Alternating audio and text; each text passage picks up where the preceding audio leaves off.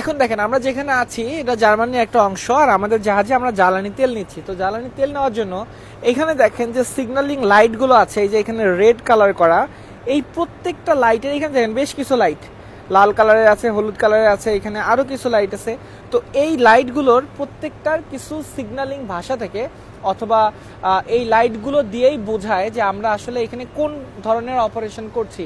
তো এখন যেহেতু বাংকারিং চলছে সেজন্য তাদের সিগন্যালিংয়ের যে ভাষাটা সেটা এভাবেই করেছে। বাংকারিংয়ের জন্য এখানে একজন ডেজিগনেটেড লোক আছে যিনি সবসময় মনিটর করছে, আর এখানে আমাদের সাথে যারা ছিল আমাদের জাহাজের তারাও এখানে মনিটর করছে যে আমরা ঠিকভাবে তেল পাচ্ছি কিনা। তো এখানে আরও অনেক কিছু ব্যাপার স্যাপার থাকে।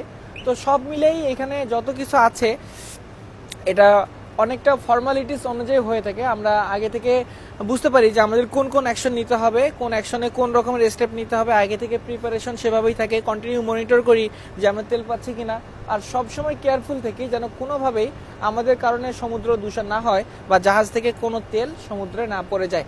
তো আমাদের জাহাজের যে নর্মাল কার্গো অপারেশন, আমরা কন্টেনারকে লোডিং আনলোডিং এর কাজ চলছে। এখন যেহেতু কফি টাইম এই জন্য এখানে কাজ কিছুক্ষণের জন্য বন্ধ। তো সবাই অনেক বেশি ভালো থাকবেন। সবসময় আমি এই ভিডিওগুলো আপলোড করি, কেমন লাগলো কমেন্টে জানিয়ে দেবেন। ধন্যবাদ আবারও, আসসালামু আলাইকুম।